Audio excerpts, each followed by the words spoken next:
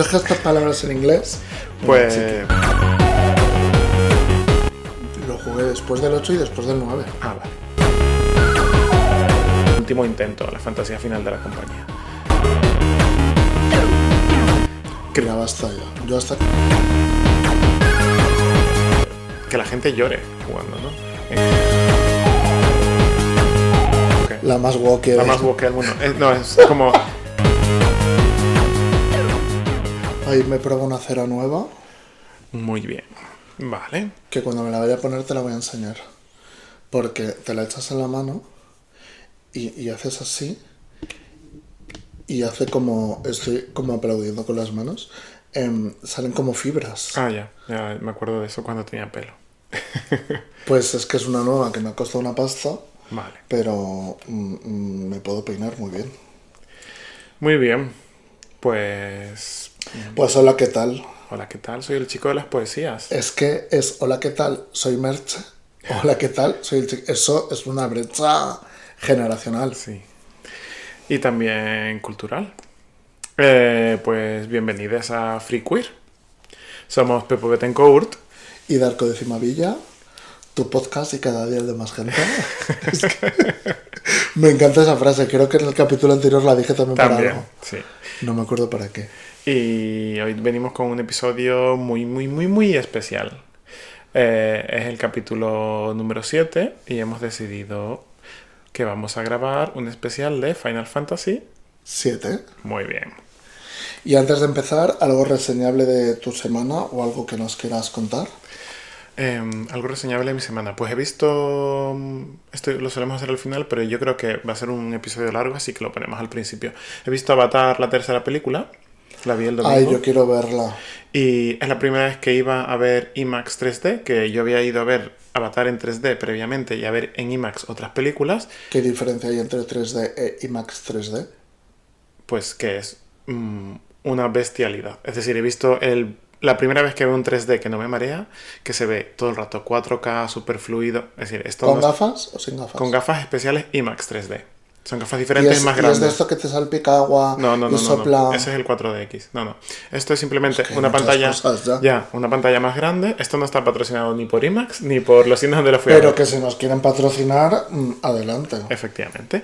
Y me quedé flipando porque al principio pensé que nos dijeron, ¿tenéis gafas IMAX 3D? Y dijimos, ¿3D de este cine? No, son diferentes, tenéis que comprarlas. Y pensé, estafa. Pero no, las compramos, son bastante diferentes. Son más grandes, con lo cual te permiten llevar gafas cómodamente debajo de ellas. Ah, mira, eso está te bien. Bloquea un poco como la luz o los bordes de la ¿Tipo las de buceo?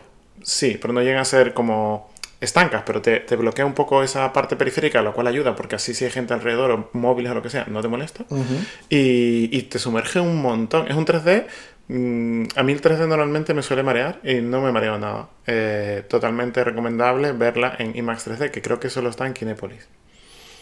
Yo creo que nunca he visto nada en IMAX 3D. IMAX es más grande de lo habitual. La pantalla. La pantalla, sí. Es un formato más grande en el que muchos directores graban en IMAX y luego se recorta a las salas de cine normal. Entonces tiene más campo de visión.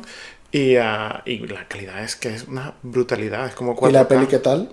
La peli me gusta más que la segunda. Sé que ha recibido mucho odio por parte de la gente, que yo creo que es por gente que no es seguidora de Avatar y todas estas cosas. Y como, la gente da es una porquería de película. Pero a mí me gustó mucho. Es decir, es una película de ciencia ficción mezclada con fantasía, con mitología de los Na'vi, con todo esto, me flipó. Es verdad que hay una parte, sin entrar en spoilers, donde hay más... A mí la parte humana es la que más me aburre. Lo siento, pero es que humanos bélicos pues ya hay muchos. Yeah. Y luego que la gente se queja mucho. Es que el guión es poco original. Es como, bueno, es que es una película mainstream. ¿Qué esperabas?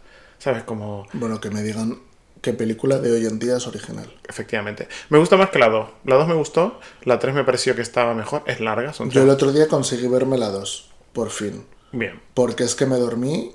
Me he dormido viendo esa peli como 10 veces.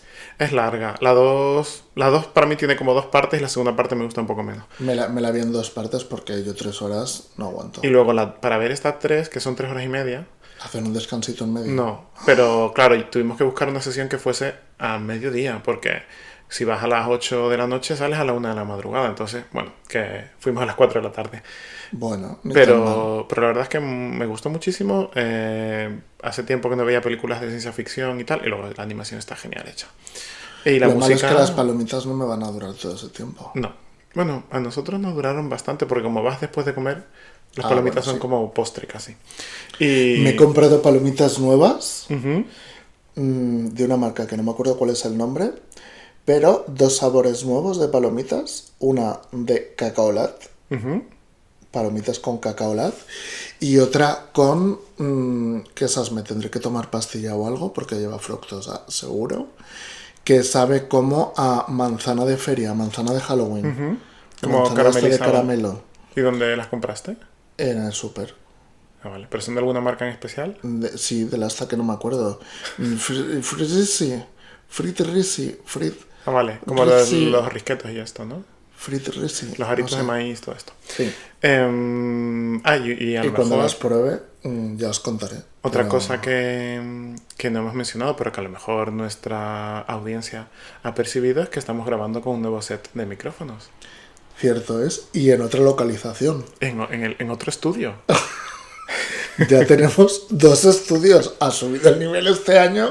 Un Muchísimo. montón para la segunda temporada. No sé qué vamos a hacer nuevo. Yo creo que deberíamos abrir un coffee para que nuestra audiencia, si quiere colaborar con el podcast y ayudarnos con los costes, nos ayude. Me parece muy bien, sobre todo para las bebidas y cosas que tomamos ahora mientras grabamos, sobre todo cuando grabamos capítulos larguitos como probablemente este. Pues sí. ¿Y tu semana algo que quieras comentar o reseñable? Pues yo celebré mi cumple Muy bien. un mes después, porque Hay que cada aclarar quien... porque hay gente que todavía te ha felicitado Ya, muy recientemente. hay gente en Instagram felicitándome el cumpleaños que es como, a ver, mi cumpleaños en Navidades, desgraciadamente. Pero lo celebré porque los cumpleaños se celebran cuando se quiere y cuando se puede. Pues sí. Y muy, muy guay, la verdad. Y de lo más reseñable, que todavía sigo en shock, es que voy a ver a la Chus. Yes. No sé cuándo es, el 28. Vamos. Vamos, ya, es que no me enteré. Yo Ya. creo que en ese momento había disociado porque me dieron como una tarjeta y estaba firmada por dos personas, Lala y Berto. Y Y yo, por más personas. y yo no sé quiénes son estas personas. Al resto las conozco, pero no sé quiénes son. Y yo se lo contaba a mi madre y mi madre decía, ah, qué guay, han conseguido que te firmen la tarjeta. A ver. Y no procesé nada de lo que ponía a la izquierda de la firma, que ponía 28 de febrero o algo así, Capitol Atemporal. Atemporal. o algo así. No vaya a ser que vaya nuestra audiencia a vernos. Pues bueno, podría estar muy bien que Podría nos fueran estar a bien. ver, Y porque a ver, yo te explico así un poco nos hacen el coffee en directo. cómo es el regalo. El regalo en realidad es como no teníamos impresora. Ya, sorpresa para nadie. Transcribimos. ¿Quién tiene impresora en su casa? Esto sí, Yo. tú ya. Pero no te iba a pedir que te imprimieses tu regalo. Transcribimos un poco el regalo, pero en realidad es tu entrada más 3 acompañantes. Ah. Que vamos a acompañarte ese día. Y luego, pues si queremos, podemos a lo mejor ir a picar algo antes o después, o lo que sea. Sí, me parece guay. Que pensamos que era más guay que regalarte un par de entradas y que tuvieras que elegir a quién querías más o quién tenía más disponibilidad para acompañarte. No, y que en realidad un plan, pues está guay. Sí, sí, ver a Lala Chus siempre está bien. Un besito a Lala. ¿Lala está en algún podcast? Sí, claro. Yo la escuchaba en Cuarto Millennial. ¿No has escuchado? ¿Cómo? Cuarto Millennial. ¿Eso no es lo del Tarao este? No. ¿Hay un podcast? El de los ovnis que ahora es un facha. No, eso es Cuarto Milenio. Ah, ¿y qué has dicho? Cuarto Millennial. Ah, ups. Ups. Y juraría que era, no sé si sigue, yo creo que sí, un podcast de... Luego podrás etiquetarle. Un Claro, podcast sí, de lo decía por eso. Andrea Compton y Lala Chus, creo que es. Andrea Compton es lo más. Sí. Todavía no me he visto, es que soy un desastre, no me he visto el final. Ah, muy guay. De hecho, he conseguido no ver spoilers y no sé quién ha ganado. Ah, vale, pues no te digo nada. Pues a mí me gusta mucho este programa, sale ella, aunque ella sale más como personaje secundario de Jedet. Me da igual. Porque Jedet es muy prota... No, pero ella es protagonista. Pero me gusta mucho el rol que tiene porque es súper cuidadora. Sí, Se la ve... amamos. No sé, me encanta. Me encanta, la verdad. Y a mí siempre me ha gustado ella mucho y justo ahí creo que sale genial. Y me gusta que salga en nuestra tele, la de Todes. Pues nada, si quieres damos comienzo a este gran tema, que, spoiler, voy a decirlo desde el principio, es mi juego favorito de la Sí, me historia. encanta porque yo creo que en este vas a hablar más tú y en otro que puede venir voy a hablar más yo. Yo siento que siempre hablo más yo, pero yo creo No, que es mentira. Ya, pero bueno, no pasa. Esto es una sensación mía. No. No, ya lo sé. ¿Se puede calcular? No lo sé. Podríamos ver si hay alguna manera. En algunas asambleas feministas, de izquierdas y demás, hay el rol de una persona que se dedica precisamente a saber cuánto tiempo ha hablado cada persona y en los turnos de palabra de cada persona, que eso me parece algo súper guay y súper interesante. De cara también a ver un poco el machismo, porque siempre hablan como más los hombres, más turnos de palabra y demás. Y mola mucho que en asambleas o en espacios así se haga, al menos para ser conscientes de cuánto habla la gente. Sí, yo he visto algún vídeo de que analiza este tipo de cosas. Cuando intervienen las mujeres en lugares públicos suelen hacerlo muy rápido. Sí. Hablan mucho más rápido que los hombres porque como saben que se les va a silenciar o escuchar menos, gracias a nuestra sociedad machista, pues intentan que su mensaje llegue antes de que se les corte. Y los hombres Cisoteros. hegemónicos lo que hacen es explayarse. Es como un manspreading, pero vocal. Oral. Pero bueno, Boca chanclas. ¿qué podíamos esperar? También hay gente que me ha empezado a escribir y a decir que nos escucha, que están escuchando el de Navidad ahora. Estamos un poco fuera de tiempo, pero tengo 2 personas que lo están oyendo en este momento, cercanas. Ajá. Y me dicen que nos extendemos mucho en la introducción, que a mí me encanta una introducción larga. Si el podcast es 90% introducción y 10% tema, también me gusta, que no lo hemos hecho nunca, pero que podría pasar. Bueno, chiqui, pues adelantas. Y luego que cualquier persona que nos comente, nos dé feedback, más que bienvenido, que al final esto es un proyecto... Sí, pero nos dan mucho feedback por privado. A Sí. mí me molaría más... Que salgan ¿cómo del se armario. llama? Público. Engagement. Más engagement. Engagement. Yo es que estas palabras en inglés... Pues sí, pero vamos, Engagement. que agradecemos que la gente nos escuche. Sí. Que al final lo hacemos por gusto al arte. Sí, claro.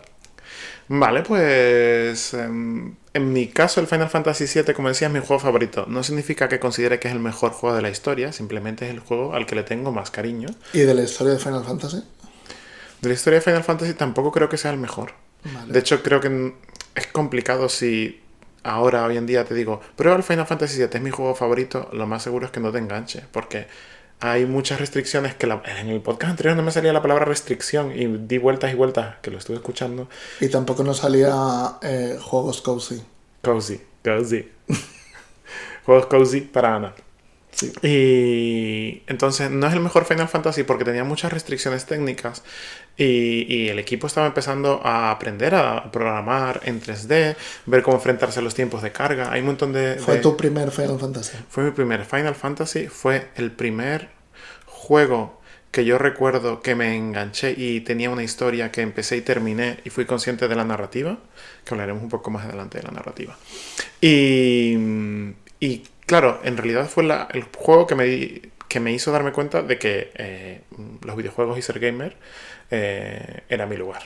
Entonces, más adelante contaré cómo Final Fantasy despertó esa chispa gamer en mí. En tu caso lo jugaste después del 8, ¿no? Lo jugué después del 8 y después del 9. Ah, vale. En plan, yo jugué este juego muy tarde porque el primero que jugué fue al 8. En plan, a mí me regalaron la Play con el 8 ya.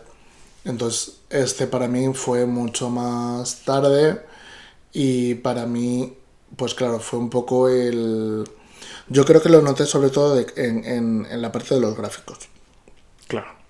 Porque claro, El 9 es bello. el 9 es una fantasía, el 8 tiene unos gráficos brutales que ya hablaremos cuando toque, pero entonces como que quizás me atrapó menos, aunque obviamente me atrapó porque somos fan de los Final Fantasy, pero quizás me atrapó menos o me llama o me gusta menos y no tengo pues ese sentimiento de nostalgia o de gusto que tienes tú, precisamente por eso, porque yo creo que también que sea el primero y a nivel, como digo, de gráficos, pues se nota mucho la diferencia. Quizás para la gente que nos escucha que no es tan friki gamer, podemos hacer una introducción de qué es Final Fantasy como saga. Y yo creo que cuando lleguemos a la parte del 7, que llegaremos rápido, también porque el 7 es el primero para mucha gente, ¿no? Que también es el primer Final Fantasy con una campaña global de marketing y promoción, y esto también se ve reflejado en que mucha gente le tenga cariño a este juego. Claro, que además yo creo que fue el primer Final Fantasy que realmente se jugó fuera de Japón. Porque los 6 primeros estaban, pero... Los 4, 5 y 6 salieron en Estados Unidos, en América. Y de hecho hay una curiosidad que es que el 4, 5 y 6 fueron renombrados como 1, 2 y 3. De hecho hay mucha gente que conoce el Final Fantasy 6 como Final Fantasy 3. ¿En serio? Sí, porque Qué horror. alguien de marketing de Estados Unidos decidió, o de Japón, who knows, decidió que como nadie había visto el Final Fantasy antes, lo mejor es que la primera entrega, si era el 4, la gente se iba a quedar como no he jugado los 3 anteriores, no lo juego. Entonces decidieron lanzarlo como Final Fantasy 1. Y así 1, 2 y 3 son el 4, 5 y 6 en Estados Unidos, si no me equivoco. Y me encanta porque entonces desaparece el 3... 1, 2 y 3. No, para ellos, si es el 1, 2 y 3, desaparecen el 4, 5 y 6. Sí, pero bueno, luego es algo que yo creo que se ha corregido. El otro día, de hecho, justo lo hablamos porque jugamos al 1, que ha salido para el Game Pass, eso es. y es too much pixels. Es muy... Es muy arcaico. Es como lo que decías tú antes de jugar ahora al 7, o pedirle a una persona que ahora de repente juega al 7, ¿no? Que obviamente es... A nivel de calidad, el 7 con respecto al 1 es una brutalidad, pero claro, jugar a juegos de... Pues es como decirte que juegas al precio de Persia. Ahora... Bla. Yo creo que hay que revisitarlos del mismo modo que vemos cine antiguo o que vemos y nos leemos el Quijote. Es decir, el Quijote tú te lo lees y el Quijote yo no me lo leo. Es un peñazo, no, pero que el tipo de narrativa que tiene no es actual, entonces se te hace muy pesado, en castellano antiguo, ¿no? Entonces yo creo que hay que revisitarlo para conocer conocer los orígenes, ver cómo se inició. Uno de los motivos por los que se le puso Final Fantasy es porque Square Enix en ese momento estaba bastante mal y decidieron, estos son los rumores, decidieron crear este juego como último intento, la fantasía final de la compañía. Y funcionó. Que es lo que le ha mantenido los últimos 20 años. Exacto. De hecho, hablaremos porque ha tenido varias crisis de Square Enix. De hecho, inicialmente era Square. Y digamos que fueron saliendo Final Fantasy para la NES, la Famicom, que dijimos en el repaso del episodio anterior, el 1, el 2 y el 3. Luego para la Super NES, el 4, el 5 y el 6, que se diferencian bastante porque empiezan a tener una historia muy clara, donde los personajes se construyen desde los inicios. En el 1 los personajes son intercambiables casi. Sí. En el 6, para mí tiene una de las mejores historias entendiendo la época. Sí. Y fue el primer Final Fantasy que no estaba vinculado con la Edad Media ni con el imaginario de la fantasía medieval en la que se basaban los anteriores, muy relacionada con dragones y mazmorras. Y entonces se empieza a introducir el steampunk. En el Final Fantasy VI empiezan a trabajar algunas de las personas que luego formarían el equipo que encabeza el Final Fantasy VII. Y esto es algo que... notificación mía.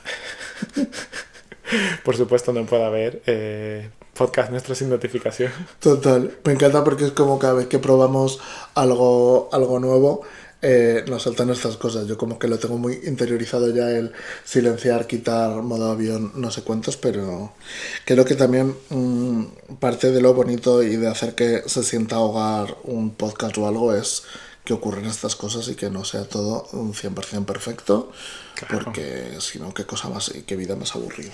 Bueno, y que además todavía no está Podimo detrás de nuestro podcast, así que por ahora es todo muy amateur y hecho en casa. Y Final Fantasy VI, como decías, tiene una historia increíble que quizás yo creo que en algún momento podremos hacer un especial más adelante sobre ello, porque se rumorea mucho un remake, la gente lo pide. Mira, basta ya. Yo hasta que no haga remake del 9 me niego a... También es uno de los más solicitados. Pero es verdad que la Super NES se les quedaba corta para contar lo que querían contar con Final Fantasy VI. Tanto Nobuo Uematsu con el tema de las composiciones, que tiene una ópera el Final Fantasy VI y tiene voces, siendo un cartucho de Super Nintendo. Bueno, o intentaron simular voces. Entonces notaron como estas restricciones técnicas y fue uno de los motivos también que comentaremos luego de por qué rompe con Nintendo. Porque hasta ahora eran juegos exclusivos de las consolas de Nintendo y a partir del Final Fantasy VII sale en PlayStation, que ya adelantamos un poquito también esta polémica en el episodio anterior. Sí, en el episodio anterior contaste un poco la ruptura de Square con Nintendo. Algo que me flipa de este juego y también de los siguientes es que para mí eran como los únicos juegos que tenían más de un CD. Claro. Esto de hecho está un poco unido a la ruptura con Nintendo. Cuando plantearon... Este juego se plantea con el objetivo de que sea mucho más cinematográfico, que cuente una historia, que haya una conexión emocional con los personajes, que la gente llore jugando, ¿no? En algunos momentos. Y esto no lo puedes conseguir si no tienes esas cinemáticas que a partir del 7 empiezan a caracterizar a la saga Final Fantasy. Que de hecho creo que en el 16 son demasiadas. En plan, se han pasado de rosca con las cinemáticas porque hay más cinemática que juego. Entonces estas cinemáticas necesitaban de un soporte que fuese barato de producir, porque no podías tener 3 cartuchos por varios motivos, los costes de producción y otro temita que estuve leyendo, que es que Nintendo a la gente que producía juegos para ellos les cobraba un canon. Entonces el porcentaje que se quedaba Square era muy bajito al final, suponiendo que el coste era muy elevado de producción. Entonces necesitaban el formato CD, que se producía barato, se podía copiar de manera industrial sin ningún problema, y por eso tiene 3 CDs. Porque tienen tantas cinemáticas que es muy complicado meterlo en todo. Se ve claramente la influencia del cine. Inicialmente Final Fantasy VII se iba a plantear ambientado en la ciudad de Nueva York. Y de ahí viene todo Midgard, los rascacielos, las edificaciones. Luego esta ambientación acabó siendo heredada por Parasite Eve, que es un RPG mezclado con horror, que salió también para PlayStation. Y se descartó esa idea. Entonces, a lo mejor podemos hacer un repaso, que me he hecho una chuletilla, de las personas involucradas en Hazlo, porque este yo juego. de esto tengo menos idea. Pues este juego está producido por Hironobu Sakaguchi, que es fundador de Square en el 86 y estuvo involucrado en todos los juegos hasta... Uy, se está metiendo como un avión. ¿No? ¿Suena un avión? Sí. O una alarma. Muy bien. Todo esto... Pero qué divertido. Ha sido un rollo... ¿cómo se dice? UFO, ¿no? Sí. No, pero era la máquina, yo creo, de barrer algo de esto. Bueno, después de este pequeño break, Sakaguchi siempre ha estado vinculado a todos los Final Fantasy desde sus inicios,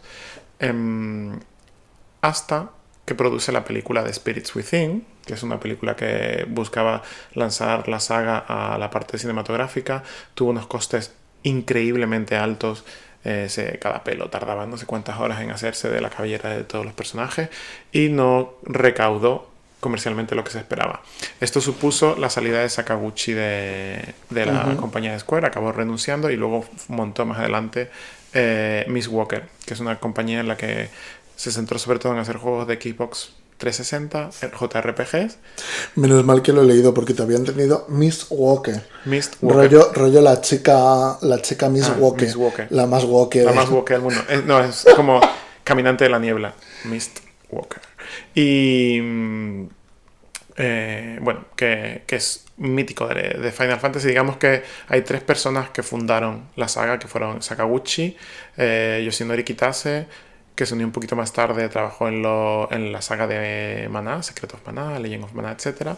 Y que transicionó su rol de director más adelante, a partir del Final 10, el 10-2 y el 7 Remake, a productor. Ujú. Y también Nobuo Uematsu, que ha estado ligado a toda la música, para mí es mi compositor favorito de la vida. Toda la música de los Final Fantasy, desde el 1 hasta el 14, saltándose el 13. Es decir, el 13 tiene, aunque es también una banda sonora increíble, no la compuso él. Y ahora mismo está retirado porque es un señor bastante mayor con una salud frágil. A mí me dolió mucho de él en la Comic Con. Ujú. Estuvo Sí. en la de Málaga ¿Qué fuiste? y no pude ir a verle. Y es algo como que me tengo ahí la espinita clavada porque claro, mucho tiempo no le queda. ¿Sabes? Para mí era como la última oportunidad de verle en vivo y demás. Y, qué pena, se me ha quedado ahí. Yo lo he visto en vivo en 3 conciertos de Final Fantasy. 2 veces en Londres y una vez en París. Porque él a veces se une a los tours estos por Europa Ujú. y es verdad que no dirige. Pero sí que, por ejemplo, en Londres, en el Albert Hall, que tiene creo que es el órgano más grande de toda Europa, cuando Reino Unido era Europa. Y, y dirigió justo la pieza de la ópera de Final Fantasy VI, que la interpretaron allí, con el órgano, porque el instrumento principal de esa pieza es el órgano. Y él dirigió justo esa, como, digamos, un tributo a los fans, y fue increíble. Qué guay. Y otros personajes muy ligados a Final Fantasy VII, que de hecho es cuando empiezan a destacar, es Tetsuya Nomura, creador de personajes principales, del diseño de Sephiroth. Ya en Final Fantasy VI empezó a diseñar algunos monstruos y algunos personajes como Setzer y Shadow, y esto captó la atención de los equipos y por eso le fueron dando más protagonismo. Dirigió Kingdom Hearts. Este señor es una mente creativa, para mí muy caótica, y no se le da bien la parte de producir. Entonces sigue vinculado a Final Fantasy VII, también al remake, a todos los spin-offs, Sí, ha pero, hecho el 8 pero se también, le el 10, el 10-2. suele necesitar que alguien le ayude codirigiendo. Y otro de las personas así como bastante importantes es Nojima, porque es el guionista de Final Fantasy VII, Final Fantasy VIII, 10, 10-2, Kingdom Hearts 13, 7 Remake, Advent Children, y el escritor de las novelas spin-off, que también comentaremos, yo creo que si nos da tiempo al final, un poco de la línea temporal del universo del Final Fantasy VII, aunque este episodio no vamos a hablar tanto de los spin-offs, pero un poco por dónde ubicarlos. Entonces, después de este repaso de las personalidades, que yo creo que para la gente no friki habrá sido tostón, para la gente friki, pues bueno, ese pequeño homenaje a los creadores que están detrás de ello. Echo de menos mujeres. Es verdad que en Kingdom Hearts la compositora sí que es mujer, pero yo creo que aquí todavía estamos hablando de los años 90 en Japón, este mundo era muy masculino. Ujú. Vale. Y yo justo volviendo a lo que decía del tema de CDs, ¿no? Que comentabas que había sido también parte de la ruptura con Nintendo. eh, el rollo ese de tener que cambiar de CD, de que empezabas con uno y demás, a mí me gustó mucho, que lo viví pues empezando mucho más con el 8, pero que es algo que tienen como todos los Final de esa época, por así decirlo, que es algo que creo que ayuda mucho a tener esa calidad que tienen y que no tenían muchos otros juegos de la época. En el 9 eran 4, ¿no? En el 8 y en el 9 eran 4. Ah, vale. Es verdad que hay otra saga que la hemos mencionado también, Legend of Dragoon, Sí. que es un JRPG producido y desarrollado por Sony, si no recuerdo mal, de los pocos, Y también tiene 3 CDs. Es verdad que cuando vieron cómo funcionó Final Fantasy intentaron como Sí, simular pero la fórmula. a mí es un juego que me gusta mucho, pero creo que no le llega. No le llega. Y bueno, mucha gente pide remake, reediciones y demás porque Sí. nunca se volvió a editar. Ahora mismo se puede jugar en la Play 5 comprándolo en la Store, como de la edición de Play 3. Yo lo tengo, de hecho. Eh, de este juego, además, se me partió un CD y nunca más pude volver a jugarlo porque tenía el original en la Play. Y. A mí se me estropeó el CD3 del Final Fantasy VIII. Y lo pasé muy mal hasta que luego volví a comprármelo. Ah, bueno. Metiéndonos un poco más en el mundo de Final Fantasy VII, ¿cómo describirías el planeta o dónde se engloba la historia? Pues a mí me parece como un mundo muy posapocalíptico en general, porque es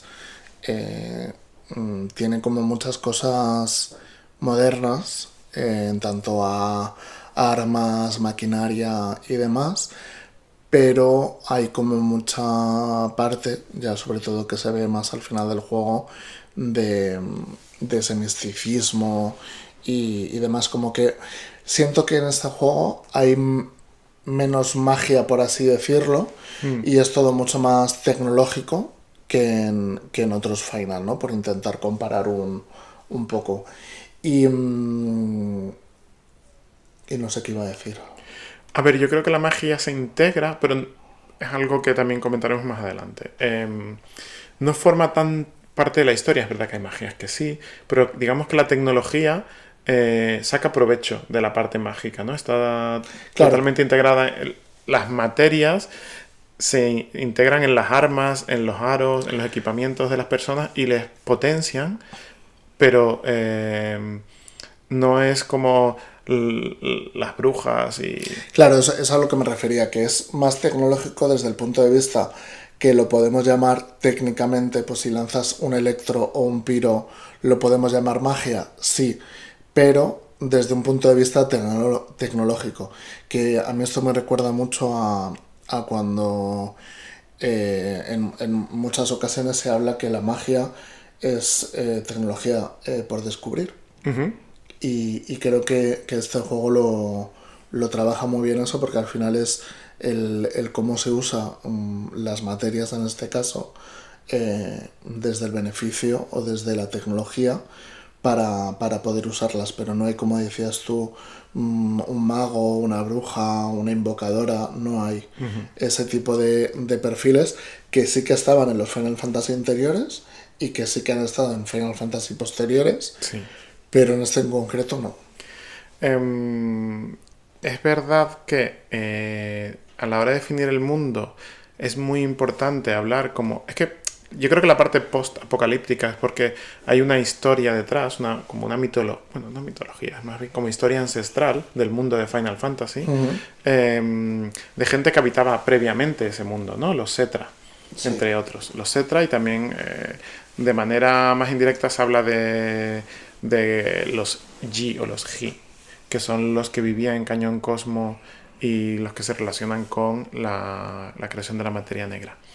No solo existen los humanos, entonces, los humanos digamos que eran como eh, las personas que se iban moviendo por el mundo y. Perdón, los Cetras se iban moviendo por el mundo y los humanos son la raza que decide cómo establecerse en un lugar en concreto y Sí, volverse. están como los nómadas. Eso es. Los Cetra iban moviéndose, iban conviviendo en consonancia con el mundo. Sin embargo, empiezan a desaparecer. Y digamos que solo queda, cuando comienza el juego, solo queda una Cetra, realmente, que es Aeris, la última descendiente de los Cetra. Y se cree que Génova es Cetra, erróneamente, hasta que más adelante descubres que en realidad es una forma de vida alienígena que llegó a la Tierra y la envenenó. Es contra lo que luchaban los Cetras, contra ese envenenamiento de la Tierra y por lo que se habían estado sacrificando. Y Shinra, que es la corporación que controla todo realmente, los gobiernos, ¿no? Ujú. Y los lugares, los Claro, como recursos, que cada zona tiene su propio gobierno, pero Shinra está por está encima. detrás de todo. Un poco como Umbrella Corporation en el universo Resident Evil. Ujú. Y entonces Shinra cree que Génova es la llave para acceder a el lugar sagrado para los Cetras. Y entonces empiezan a experimentar con las células de Génova. Y así es como nace nuestro villano, Sephiroth, que es un bebé al cual se le inyectaron células de Génova intentando replicar los poderes de los ancianos, erróneamente, a un feto de ojo, que es como yo le decía cuando era pequeño, ahora es Hojo, ¿no? Yo Y, diría Jojo. y Lucrecia, que es esta científica de la cual Vincent Valentine se enamora. Ay, qué mono era.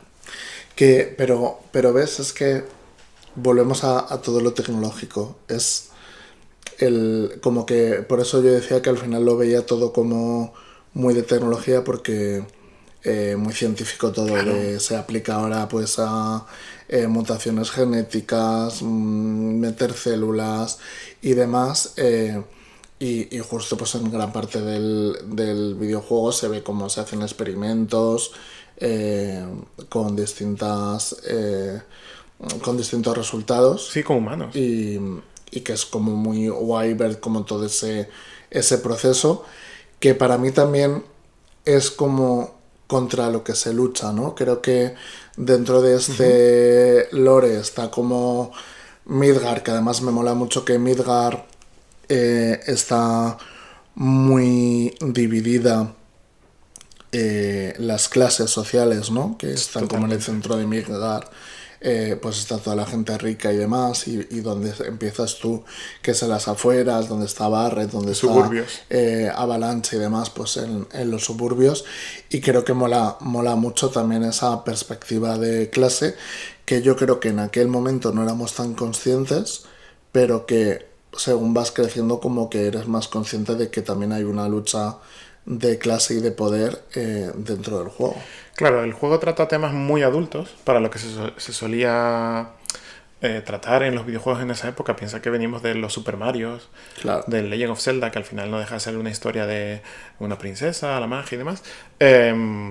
Temas como, por ejemplo, la modificación genética de seres humanos, la experimentación en humanos para mejorarlos y hacerlos más fuertes, para que trabajen para un órgano militar dentro de una megacorporación que extrae energía del planeta. Es decir, es una crítica. Es que no hemos dicho el año en el que se lanzó el juego. Se lanzó en enero del 97 en Japón, en noviembre del 97, que esto lo estuvimos comentando, noviembre Sí. del 97 en España para PlayStation y en junio del 98 en PC.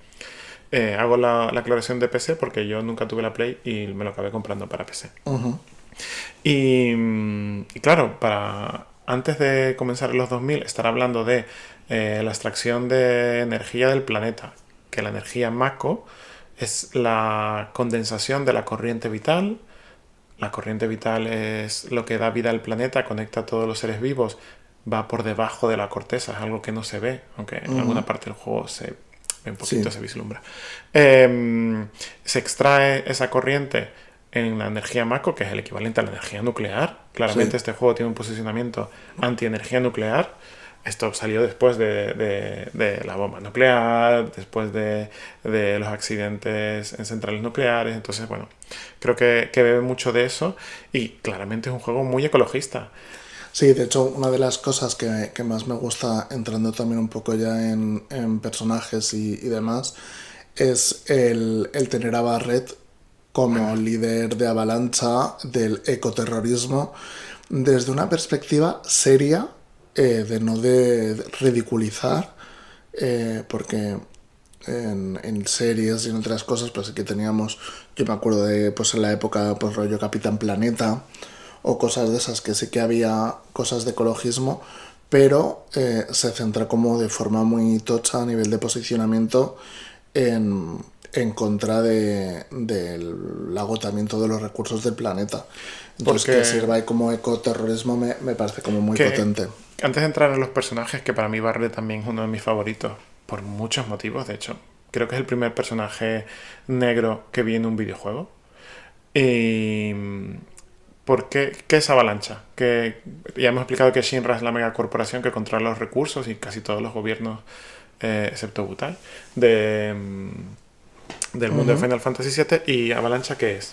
Para mí Avalancha al final es el último recurso que tiene la ciudadanía sobre todo de Midgar, para luchar, y es como una banda de ecoterrorismo que intenta pararle los pies a la gran potencia, que en este caso es Shinra. Que yo creo que es ecoterrorismo, pero también de clase, porque al final los miembros de Avalancha casi todos son Claro, sí, sí, está clarísimo. gente de los suburbios, que como decías, la ciudad se divide en la placa de arriba, que ve el cielo, y la placa de abajo, que solo ve el suelo de la placa de arriba, que es donde Sí. vive la gente que está en Avalancha. Y ahí es donde se forma como ese germen. Y el juego comienza con Cloud uniéndose a Barret y a otros miembros de Avalancha, a Jesse, a... ¿cómo se llamaban los otros dos chicos? Heads y Biggs son, Biggs y Head, sí. A Biggs y a Head que y me a gusta porque son dos personajes que se repiten prácticamente los en todos nombres. los Final En Fantasy. casi todos sale, exacto. Y, y te unes a ese grupo como mercenario. Cloud es un ex miembro de Soldados. Soldados es la organización de Shinra militar, la organización militar de Shinra, de personas con las que se ha experimentado con células de Génova para atribuirle poderes o capacidades físicas especiales. En el caso de Cloud, además, tiene esa parte física potenciada, pero su mente no era lo suficientemente fuerte, que esto lo veremos más adelante en el juego, y acaba derrumbándose en muchos momentos. Cloud se une y ponen una bomba. Es decir, en la primera media hora del juego, tú pones una bomba en un reactor de energía Mako Total. AK nuclear y tienes que huir. Eres tú la persona ¿En poniendo la 10 bomba. minutos o 30 minutos? Eso es. Y creo que, bueno, la intro del juego es espectacular. Y ahí empiezan un poco a desarrollarse los personajes. Entonces, entrando un poco más dentro de los personajes, como comentábamos, Barret es como el líder de la banda en ese momento. Que Que decías que es uno de tus favoritos. es uno de mis favoritos porque tiene un equilibrio muy bueno entre la seriedad de eres una persona que está liderando una banda terrorista que lucha por el bien del planeta, que además su hija Marlene es una hija adoptada, que conoce más adelante la historia de Barret. Es un personaje negro, es un personaje al que le falta un brazo, ¿sabes? Y tiene un arma de fuego en lugar del brazo que puedes ir intercambiando. Y tiene una profundidad increíble. Viene de un pueblo minero que fue destruido por culpa de un reactor de Mako que había en Corel. La gente le culpó porque él fue el que estaba como intentando que se instalase ese reactor para mejorar la vida de la gente de Corel del Norte, y de ahí viene como con esa carga emocional contra Shinra, que destruyó su vida, mató a sus seres queridos cuando ocurrió ese accidente que revivimos más adelante en la historia. Creo que es un personaje con muchísima profundidad, sin ser el protagonista. Es que al final una cosa que me gusta mucho de Final Fantasy es que, exceptuando Yuffie o Vincent Valentine, el resto son personajes muy protagonistas de la historia. Sí, al final creo que es algo de una de las cosas que rompe con los anteriores Final Fantasy, que es toda la historia y trasfondo que puede tener cada personaje. Que cada personaje tiene como su propia historia, no es como los primeros Final Fantasy, como decías tú, que son hasta intercambiables casi 100%, y aquí se empieza a trabajar un poco la historia, e incluso los dos que comentabas que tienen como menos protagonismo tienen su propia historia, Claro. y su propio bagaje detrás, que creo que es muy, muy interesante. De hecho, creo que hay uno de los spin-offs. Sí, el primer spin-off que salió de Final Fantasy VII, el Dirge of Cerberus, se centra solo en Vincent Valentine. Y luego tiene otro de solo de Tifa, ¿no? No, y luego Yuffie. Yuffie, perdón. Yuffie tienes cuando se desarrolló el Final Fantasy VII Remake, es decir, cuando se volvió a desarrollar el juego, la expansión de ese primero, que jugarás cuando te llegue en breve, se centra en la historia de Yuffie. Cuando estéis escuchando este podcast, yo estaré jugando. Sí, yo creo que sí. Espero. Se centra en la historia de Yuffie. La historia de Yuffie a mí me flipa. Es un personaje que en el juego original tocas un poquito, porque también tiene un capítulo específico, sí, opcional, que puedes ir a Wutai, que es un pueblo que ha luchado siempre contra Shinra y sufre como el bloqueo, es una isla.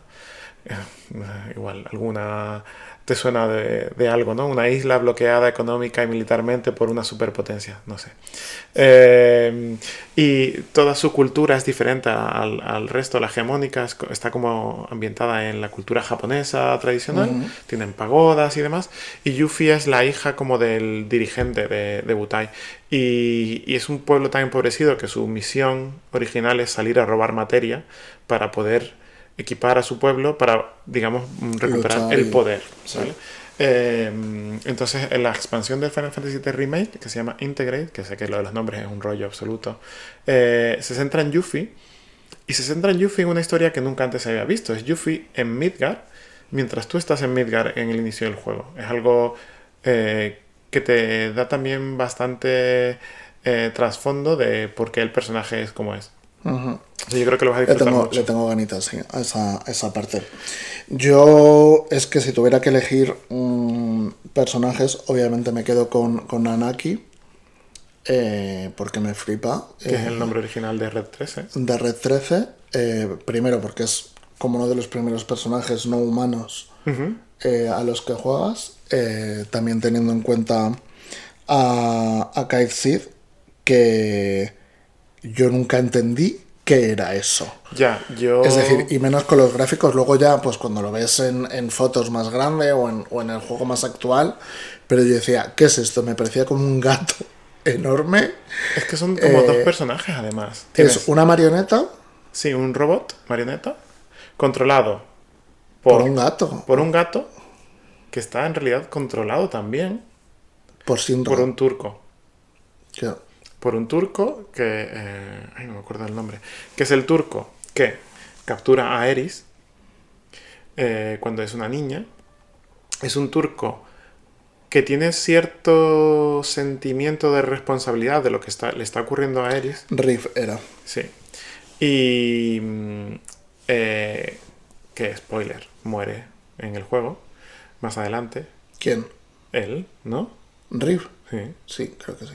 Entonces, él controla o utiliza a Cait Sith para espiar al grupo inicialmente, pero luego llega un punto en el que decide que el objetivo del grupo es superior a su lealtad a la empresa y acaba ayudándoles. Claro. Entonces, claro, es un personaje súper extraño porque también es complicado de enseñar eso en el juego. Su arma es un megáfono. A mí también me gustaba mucho Cait Sith. Es verdad que era como caótico para utilizar por su límite. Sí. Y luego molaba mucho porque al final también tenía como cierta información. Claro. Que luego ya averiguas por qué tiene esa información. Hay una cosa curiosa que cuando se lo encuentran en el Gold Saucer, sí. Él hace una ruleta, una lectura del futuro y le pronostica a Cloud, esto es mucho antes de que llegues al Templo de los Ancianos, que llegará un punto en el que tenga que elegir y sacrificar a alguien que quiere. Y digamos que es un poco como la premonición de la muerte de Aerys. Y luego a mí uno que me gustaba mucho, sobre todo para jugar con él, era, aunque luego creo que se le ha valorado poco, es Vincent. Vincent a mí me encanta. A mí me flipaba. También por las transformaciones. Sí. Vincent es un experimento en el que se le introduce la materia caos y esto hace que se transforme con su límite en diferentes bestias. Además es un no muerto, porque Vincent en realidad te lo encuentras... Sí, te lo encuentras en un ataúd y bueno, es curiosa la manera de reclutarlo. Y mola porque es reclutable. Sí. Puedes jugar el juego sin reclutarlo. Igual que Yuffie, son dos personajes opcionales. Entonces es algo que añade nuevo Final Fantasy, porque antes no había.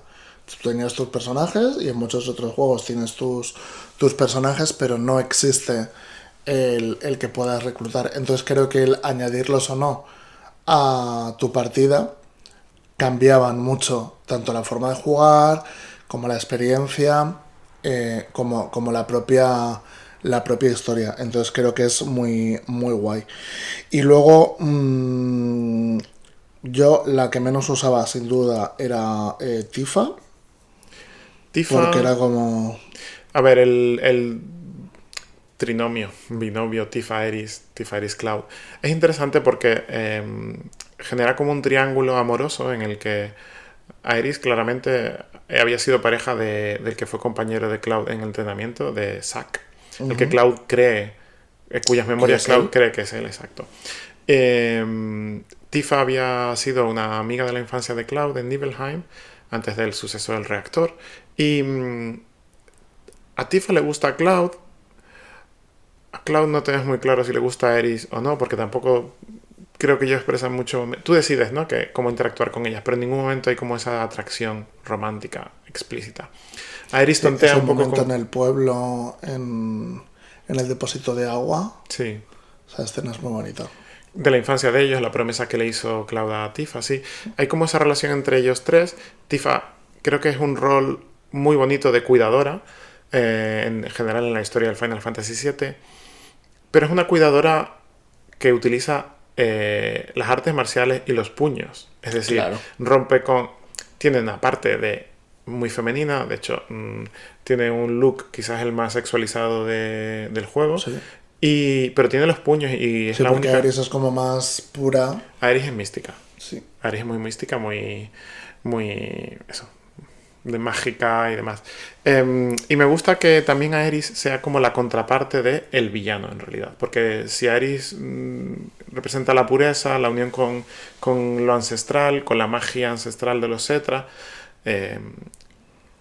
Sephiroth, que es el villano, es lo contrario. Es una persona que se creó como un experimento humano y busca su conexión con su madre, con Génova. Entonces esto es lo que mueve a Sephiroth. Lo interesante del juego es que tú a Sephiroth no lo ves hasta muy entrado, es decir, muy adelante en la historia. Que en el remake ya verás que no es exactamente así, porque claro, el remake, la primera parte del remake es solo Midgar, y si no la cambian es complicado que veas a Sephiroth, pero a Sephiroth tú no te lo encuentras yo diría que el Templo de los Ancianos. Todo lo anterior que ves es Génova, Sí, o recuerdos, pero o es Sephiroth proyectándose a través de piezas de Génova, porque Sephiroth está en el cráter norte, claro. atrapado, y está intentando a través de la corriente vital, porque es algo a lo cual él puede acceder, porque Génova había infectado la corriente vital y es lo que estuvo haciendo que el planeta muriese. Él a través de la corriente vital controla partes de Génova y intenta generar la destrucción del mundo. ¿Y consideras que Sephiroth es como el malo, como en otros videojuegos que es malo por ser malo? ¿O que también tiene como una parte de construcción, redención y todo eso? Como personaje, yo creo que se nota esa construcción, porque cuando sales de Midgar y ves la historia, la falsa historia de Cloud y su pasado, que en realidad es el pasado, es la historia de De Zack, Zack.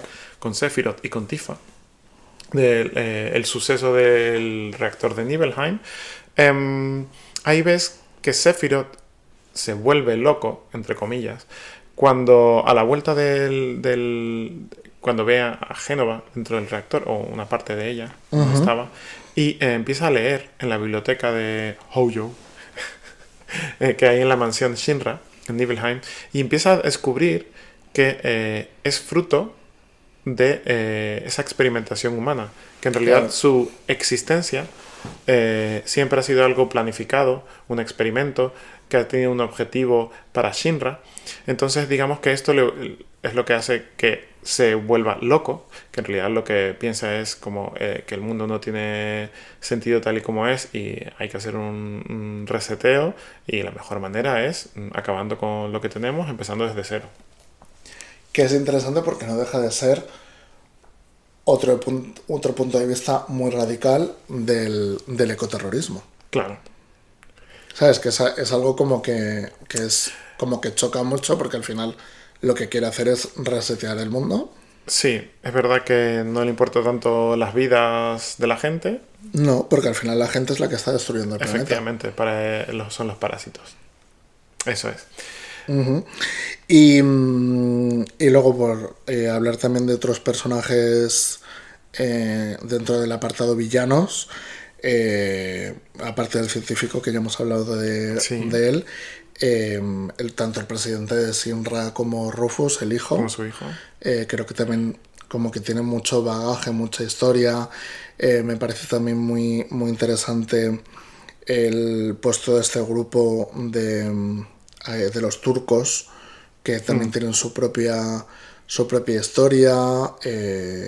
Riff con la redención de sí, teniendo esa perspectiva como más humanista, más social, que al final pues intenta ayudar a los protagonistas.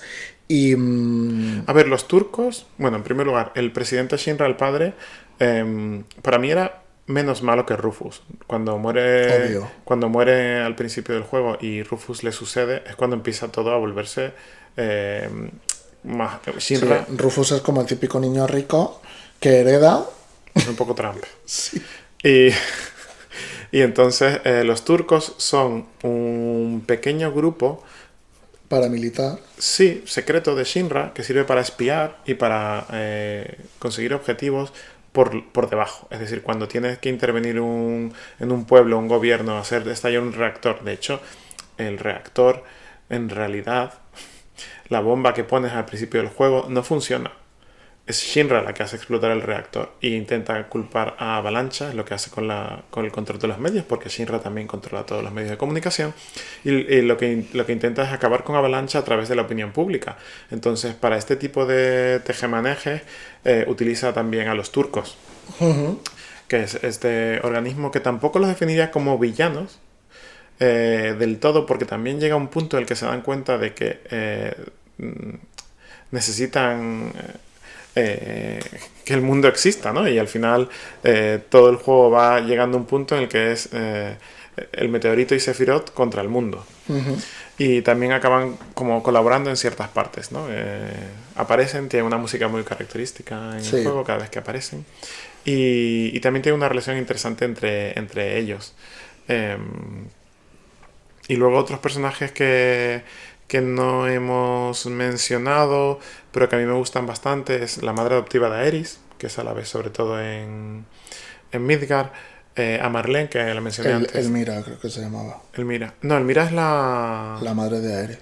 la madre de Aerys. No la Sí. adoptiva, sino la biológica. Ah, no, es la ¿No? madre adoptiva. Ah, vale. La madre de Aerith es Ifalna, pone aquí. Ah, vale. Y Falna, vale. Y yo porque lo estoy leyendo. Sí. Porque vamos, Y Falna es la que tuvo dentro de su vientre el feto de...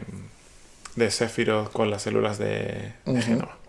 Porque estos experimentos se habían realizado en otras mujeres que no eran Cetra y no conseguían Claro. dar a luz a este tipo de engendros modificados genéticamente. Y por avanzar un poco, que veo que llevamos casi una hora. Bueno, creo que Eh, también es interesante que lo comentabas tú al principio, el tema de Cloud como personaje roto, como héroe roto, en el que pues tiene pues esa salud mental que se quiebra. Y también creo que mola que no sea como un personaje perfecto, de típico caballero Nada. de luz, que lo hace todo bien y es el portador de la espada máxima, que es un poco también a lo que nos tenían por costumbre los juegos anteriores. Sí, no tiene el arquetipo del héroe, como si podía tener Link en The Legend of Zelda, ¿no? Claro. Con la espada que salvaba y demás. Sino es un personaje que en primer lugar está equivocado, no sabe, cree que recuerda algo que no pertenece a su memoria. En segundo lugar, llega un punto en el que no aguanta mentalmente la presión. Bueno, varios puntos. De Sí, hecho, varios. él entrega la materia negra a Sephiroth. Entonces, a mí me gusta mucho. También es un personaje bastante pasivo en el sentido de que reacciona a lo que ocurre alrededor, pero no es muy tajante con las decisiones que toma, sino que el grupo va tomando las decisiones en conjunto. Y creo que no sé, es algo diferente con respecto a lo que estábamos acostumbrados con héroes y con protagonistas anteriormente.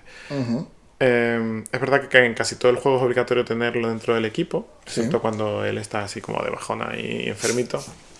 Pero bueno, creo que es también un sistema de juego que te permite ir probando diferentes personajes que como pueden equiparse en las materias, que ahora entraremos a explicar qué son las materias, te permite poner los personajes con los cuales tienes mayor vínculo emocional. Eh, Algo que me sorprende porque, claro, ten en cuenta que yo jugué al 8, luego al 9 y después ya bajé al 7. Claro, yo en el 8 todos los personajes es igual que en el 7. Tú puedes equiparles cualquier magia, cualquier cosa, y lo único que tienen de diferencia son como las habilidades especiales, igual que en el 7, los límites. Pero claro, en el 9 no. En el 9 cada personaje sí. tiene ciertas habilidades. Entonces, claro, yo cuando de repente volví a esto se me hacía como muy extraño, porque claro, todos los personajes se pueden equipar todo. Que luego pues hay las armas que se pueden equipar son distintas, los límites son distintos, pero al final era como todo muy, muy igual, lo que te permitía ir cambiando y decidiendo realmente. Yo decidía los personajes solo por los límites, que podían venir bien o no. Sí, o porque te gustaba más el modelado. Sí. Es verdad que en este juego, a diferencia del 8 y el 9, tú a lo largo del mundo, de la exploración de los escenarios, tenías unos personajes poligonales chiquititos, deformes, estilo chibi, como venían siendo el resto de juegos anteriores de Final Fantasy, y en las batallas estaban mucho más estilizados con unas proporciones más reales. No eran proporciones 100% reales, pero bueno. Esto es algo que luego en el 8 y en el 9 no ocurre.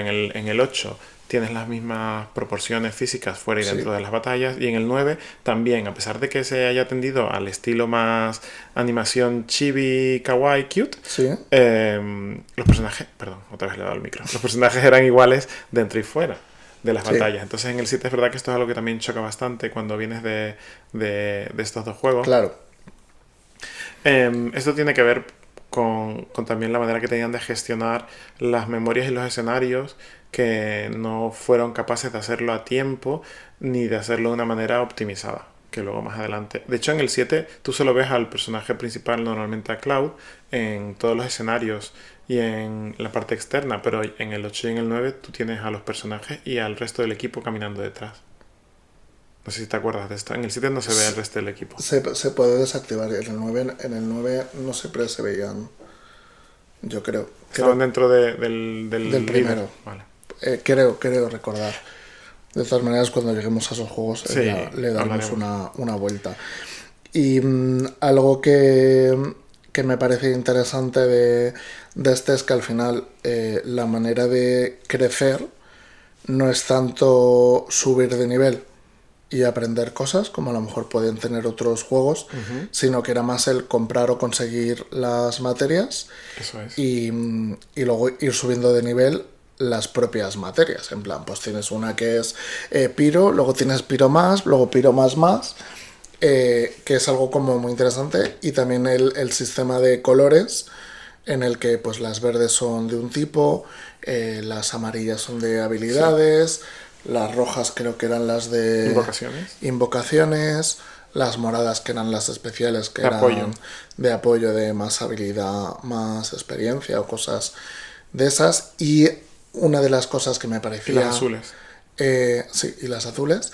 Algo que me parecía muy interesante, que en el 8 hay como un intento de hacer algo similar, pero es el tema de combinar materias. Claro. Que en el 8 se trabaja de otra forma, porque lo puedes aplicar a las armas o a la defensa, y entonces añades como ataques elementales o defensas elementales, pero aquí es la forma de poder pues por ejemplo añadir la materia gris todos a la materia cura, para poder curar a todos los personajes a la vez. Entonces creo que es muy interesante también, porque le añade un punto de estrategia que otros juegos pues no tenían. Sí, yo creo que aquí, como los personajes eran intercambiables en el sentido de que cualquiera podía utilizar cualquier materia, lo que intentan con este sistema de batalla y de subida de nivel es sobre todo que puedas personalizar y hacer como tu equipo de la manera que tú quieras. Entonces, las materias verdes que eran magias se podían combinar con las azules y podías tener diferentes efectos. Por ejemplo, que el elemento de esa magia se añadiese a tu protección y que entonces tuvieses resistencia al fuego si estabas usando piro. O que si estabas usando una materia que envenenaba como bio, que el efecto de esa materia que era envenenar se aplicase a tu arma y que al atacar pudieses envenenar a los enemigos. Una muy guay era la de por dos. Claro, que lanzabas una magia, la lanzabas doble o invocabas e invocabas doble. Claro, que eso luego cuando sigues subiendo de experiencia esa materia puede ser por 4 también, o cuando hay otras que te permiten absorber puntos mágicos, que es lo que se utiliza para lanzar la magia, o puntos de salud, y luego las de apoyo, las violetas que mencionábamos, son muy útiles porque te permiten aumentar los puntos de golpe, los puntos de vida, los puntos mágicos, los stats de fuerza, de suerte, de velocidad, etcétera, ¿no? Entonces te permiten hacer de repente que un personaje que no era tanque se convierta en tanque si le subes la defensa, le subes... Creo que te estás liando con los cables. Sí, no te preocupes, yo me voy haciendo mis cosas. Vale. Y de las amarillas, que eran como materias que modificaban tus acciones en batalla, por ejemplo, te permitían atacar y robar a la vez, te permitían robar, te permitían hacer mímica, manipular al enemigo para utilizar las habilidades enemigas sobre ti o sobre otros. Había una que me gustaba mucho que era habilidades enemigas. Que además me recordaba mucho a Kistis. Claro, la materia de habilidades enemigas tiene el rol tradicional de los Final Fantasy de mago azul, que permite aprender habilidades de los enemigos y utilizarlas contra ellos en el futuro. Que este era el límite de XT en el 8, sí. Ya comentaremos más adelante. Para mí, dentro de las magias y las materias, mis favoritas eran las invocaciones, que eran seres mitológicos que venían en realidad como de la mitología de seres poderosos para los Cetra, que eran muy fuertes, muy poderosos, y que podían matar a los enemigos de golpe, a los enemigos básicos, ¿no? Estas materias eran raras en el juego. Empiezas consiguiendo Chocobo, que es una invocación doble, que tienes el Chocobo gordo y el Chocobo con el Moguri que va contra los enemigos. Y digamos que son dentro del juego como de las escenas más espectaculares. Sí. Tú tenías yo me he hecho un listado de mis 3 favoritas. ¿Tú tenías algunas que fuesen tus favoritas? Yo es que la Bahamut era como la más llamativa. Siva mola, pero porque Siva suele estar en todos, en casi todos los final. Entonces a mí me gusta mucho ver cómo cada final ha adaptado a Siva. Entonces es algo que mola bastante. Pero yo creo que me quedaría con las de Bahamut, con las 2 o 3. 3. Porque creo que está Bahamut, Neo Bahamut y Bahamut 0, ¿puede ser? Sí. De hecho, Bahamut 0 es opcional conseguirla. ¿Esa es la que encuentras en las ruinas esas raras? La encuentras en el observatorio de Cañón Cosmo si antes has conseguido parar el tren de Corel, haber hecho lo del cohete de la manera óptima. Tienes como varios requisitos. ¿Y la que se encontraba en las ruinas esas atlánticas? ¿Cuál era? ¿En las ruinas atlánticas te refieres en el submarino? ¿O...? Sí.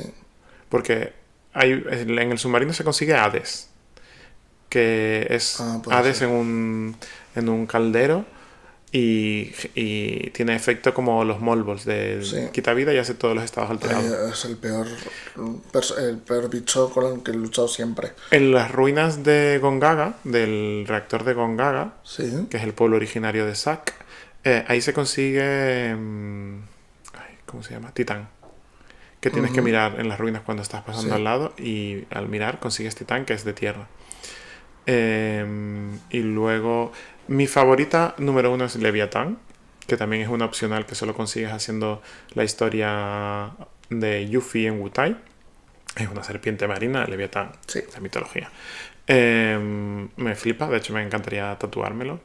Mi segunda favorita es Shiva, porque es de hielo, la animación es flipante y lo que dices, luego vas viendo como diferentes variaciones de Shiva. Y mi tercera, Neo Bahamut y Bahamut 0, que son como esas versiones posteriores de Bahamut. Había una que era muy difícil de conseguir, la de los Caballeros de la Mesa Redonda.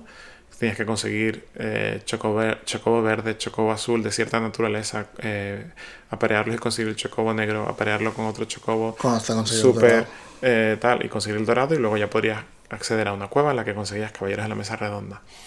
Que eran 12 o 13 ataques, porque yo creo que también el último era como del Rey Arturo, que le iban atacando a los enemigos. Era la más larga y la más fuerte. Sí. Y luego estaba Fénix, que también Fénix, suele molar flipa. mucho porque al final creo que también están bastantes. Que algunos se invoca normal y en otros se invoca con objeto ala de Fénix. Que al final tiene la particularidad que revive Sí. a los que tienes De hecho, muertos. Que hay no sé, creo recordar, corrígeme si me equivoco, que había como una materia que era de última voluntad o algo última así. voluntad o algo así, que es a la que yo siempre le ponía a Fénix, el Claro. rollo para que cuando me mataran se automáticamente se lanzara Eso es, Fénix. era una materia de apoyo que te permitía, si la enlazabas a cualquier magia o invocación, que al morir el personaje utilizase esa magia o invocación. Y en este caso, combinado con Fénix, que cuando lo invocabas revivía a todo el equipo. Y la rara esa de Kujata, que era la de que era fuego, hielo y rayo a la vez, Sí, esa era rarísima. esa es rara, esa se consigue en el bosque de los ancianos, si no recuerdo mal, en el norte.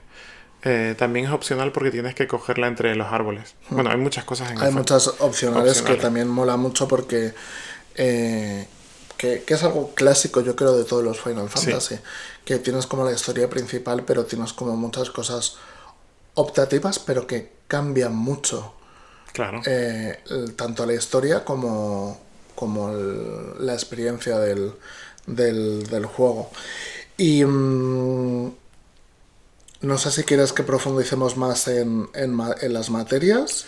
No, solo antes mencionamos que las materias eran energía de la corriente vital solidificada, creo, y hay dos maneras, ¿no? Lo puedes encontrar de manera natural en concentraciones donde normalmente se suele poner un reactor de Mako para extraer esa energía, o de manera artificial en laboratorios, ¿no? Concentrando dicha energía en sólido, que son como las más comunes.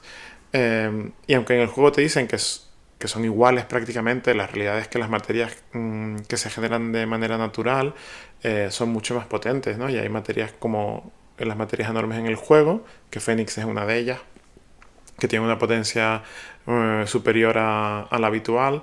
Y luego hay dos materias particulares. La materia blanca, que es esta materia que tiene Aeris, que en teoría ya en todo momento te dice que es una materia inútil, que no sirve para nada.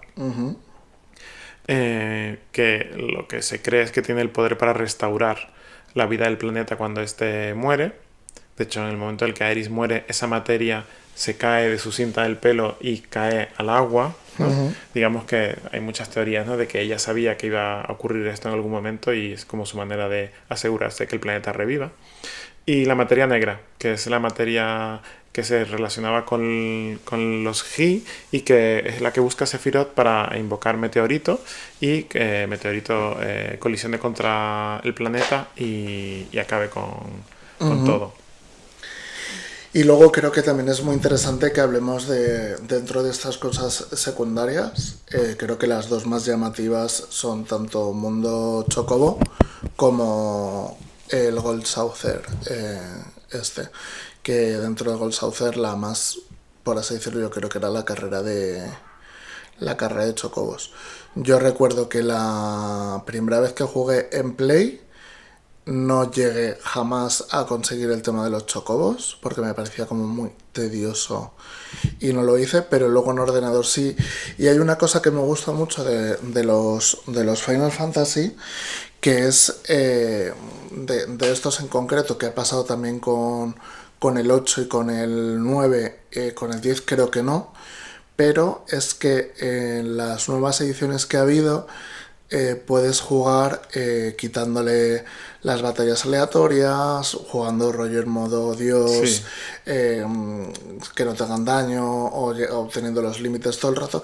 Entonces es algo como que te permite volver a vivir toda la historia, pero sin tenerte que estar preocupando por voy a subir de nivel, voy a hacer no sé qué, y a mí es algo que personalmente me ha gustado mucho el poder volver a jugar y ahí sí que ya pues conseguí muy fácilmente el Chocobo Dorado, Caballeros de la Mesa y demás. Y es algo que a nivel de experiencia de juego, si hay gente que juega a estos juegos y no ha jugado a estas últimas versiones con estas características, se los recomiendo muchísimo porque no es solo la parte nostálgica, sino que pues añade como otra forma de ver el juego también. Sí, es verdad que te ayuda en ciertos momentos cuando dices, ahora tengo que curarme, buscar un objeto que me recupere el PM, que no sé cuánto, que no te añade nada a la diversión, sino que es como más una mecánica que existía para que el juego no fuese un camino de rosas, pues bueno, pues si te apetece que sea un camino de rosas un ratito, lo hagas. O te ahorre el tiempo de ir a dormir a una posada y usas ese botoncito de curarte y ya está. A mí también me mola bastante Una de las esta más guays mecánica. en general creo que es la de velocidad. Claro. Te permite jugar al juego por 2 o por 3 dependiendo del juego. Y esto, claro, en las Y de cara a batallas. farmear o Claro. batallas y demás está No hemos muy guay. mencionado, pero las batallas eran aleatorias Ujú. por un tema de recursos, de que no podían mostrar a los monstruos en pantalla. Entonces tú caminabas y de repente había una batalla. ¿Qué pasa? Que cuando estás explorando algo o intentando buscar secretos y cosas, se puede hacer muy tedioso. Entonces este por 2 por 3 o el curarte automáticamente o O el tener- que no haya batallas aleatorias. también. Creo que, bueno, no sé si en el 7 se puede. Igual sí, no me Creo acuerdo. que sí. Y bueno, entonces yo creo que esta mejora, que de hecho en el 7 Remake que van a sacar ahora para la Switch 2, para la Xbox y demás, lo han incluido también este tipo Sí. de opciones. Yo creo que hemos hablado un poco también de todo el tema de la energía Mako, de Shinra, del terrorismo. em, Sí, de toda esa perspectiva como anticapitalista sí, y también desde un punto de vista de militarismo, de todo se relaciona, que es algo que también pasa en el 8, ¿no? sí, Con lo militar, que luego ya pues va cambiando y evolucionando. Y algo como muy curioso es que en otros Final sí que está, pero el tema de la religión como que no está tan presente. no. Que en otros sí que hay como religiones o creencias muy presentes dentro del juego Sí, y yo creo que también por la parte que este juego es como más tecnológico, creo que también por eso se huyó de tener esa parte de misticismo, de creencias, de sí. religiones, aunque pues se mantenía como esta parte ancestral y que en las invocaciones, como decías tú, pues se podía ver un poco más de mitología, pero no... Pero es curioso porque la parte ancestral para mí es casi como antropológico. Es Claro, decir, en ningún momento es como la igual te vas a creencia en excavar. los Cetra, ¿no? Sino que simplemente pues se ha investigado, los Cetras tenían un lugar sagrado, ta, ta, ta. Es decir, quizás los Cetras sí tenían una religión, que no se profundiza mucho en ella, o en el Cañón Cosmo, ¿no? Sí que hay como unas creencias del planeta, de energía vital y todo esto, pero cuando tú ves a Aerys en la iglesia, que es una iglesia como bastante cristiana, Sí, no se habla de la religión, no se habla de Dios, no. no se habla de nada.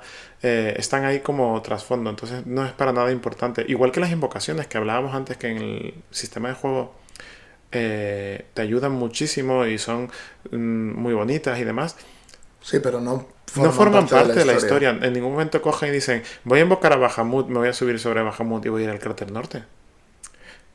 Cosa que sí ocurre en el 9 cuando hablemos de ello, que las invocaciones y la magia, Bueno, y en el 8. y en el 8 pero las invocaciones en el 9 destruyen ciudades Sí. y protegen ciudades. Entonces, Y son ciudades. y son ciudades.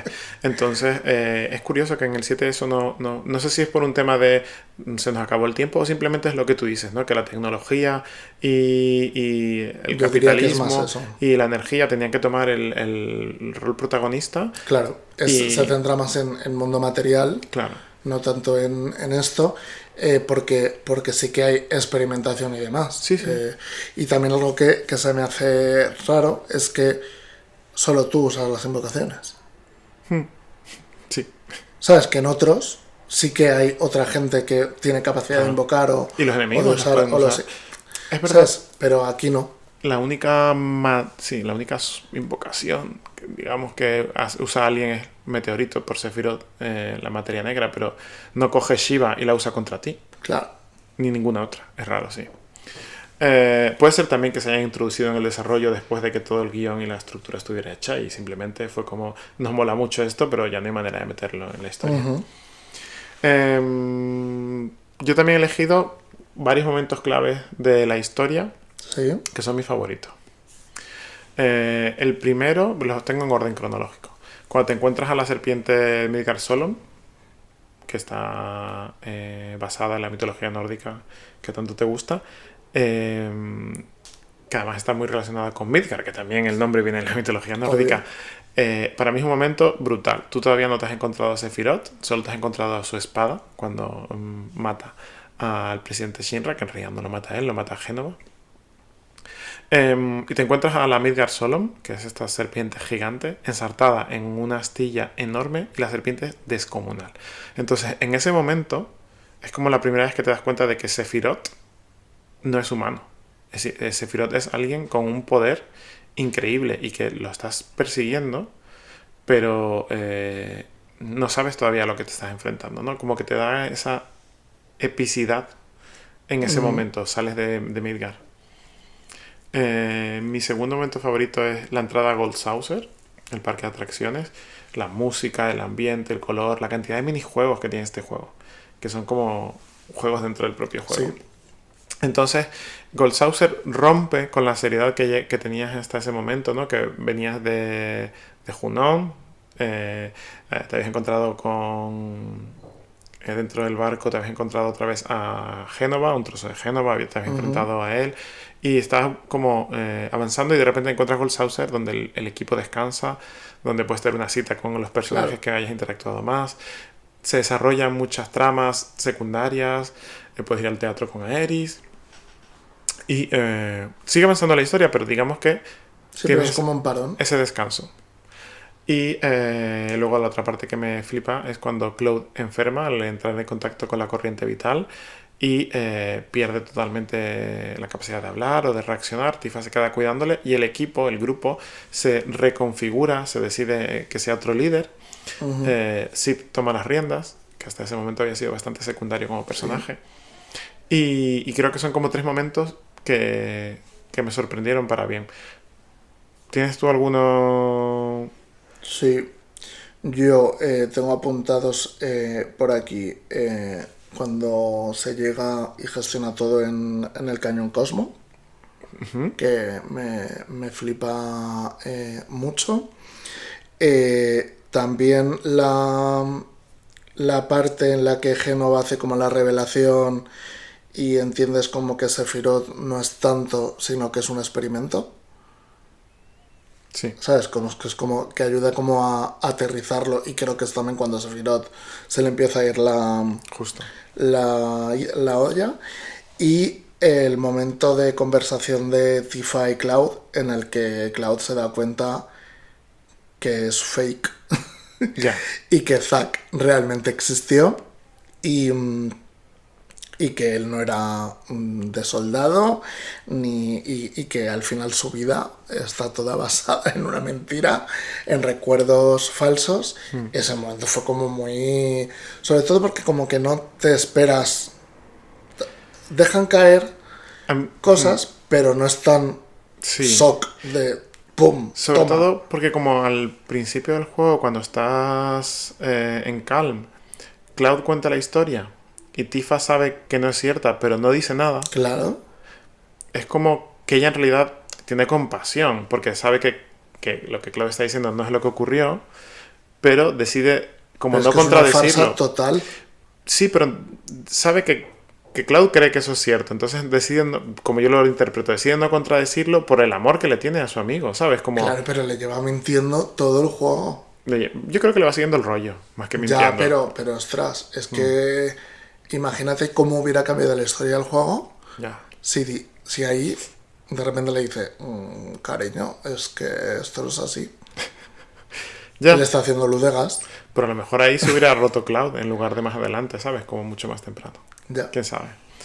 A mí una de las escenas que más me tocó la fibra sensible no es tanto la de Aerys, que yo sé que es como la que a mucha gente le rompió el corazón, sino cuando Red 13 vuelves a Cañón Cosmo, lo que estabas comentando antes, y te metes en la cueva de los G y llega la estatua de su padre petrificado, que se sacrificó para salvar a su pueblo, y llora, ¿no? En ese momento a mí es como súper emotivo.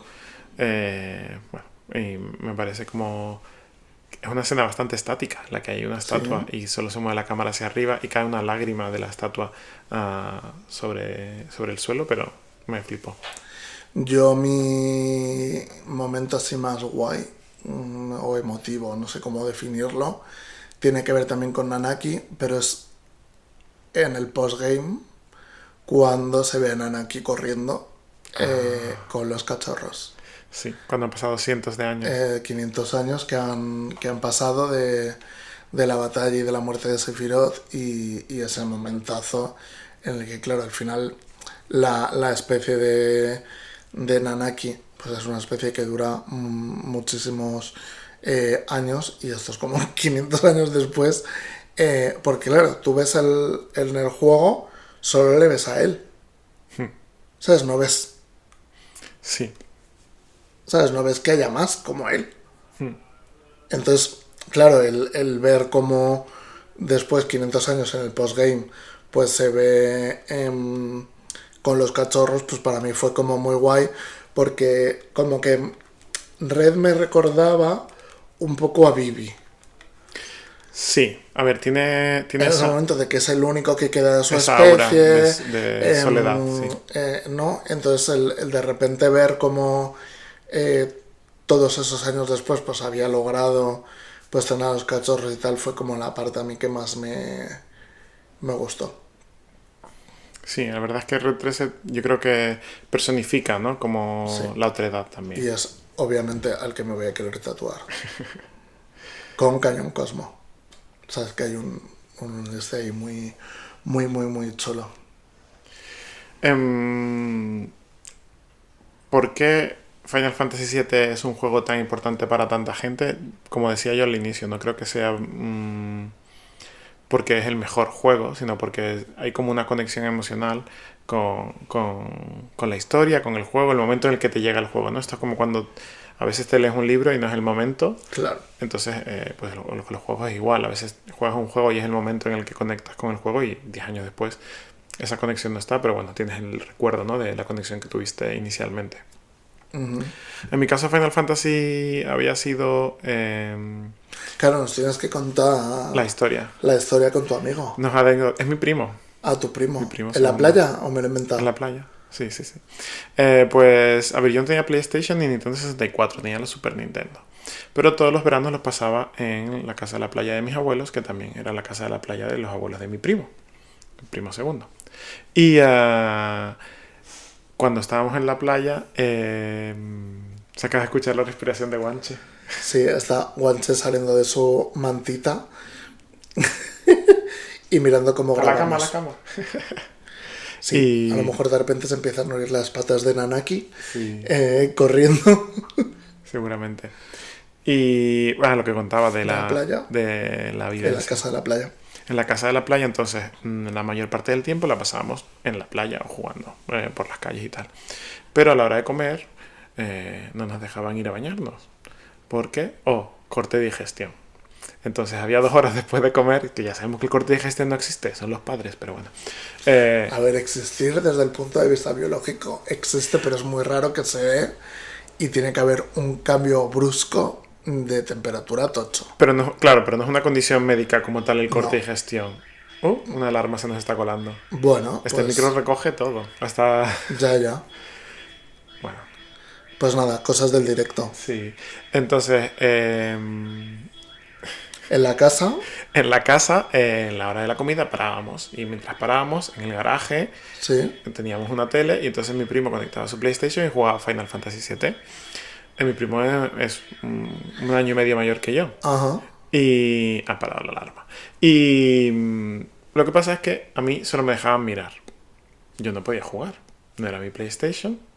Entonces él venía, traía a sus amigos y jugaban. Él y sus amigos y yo miraba. Pero qué malas personas. No, bueno. Esto, digamos, imagínate al principio, ¿no? Cuando tenía el PlayStation. yo tampoco sabía jugar.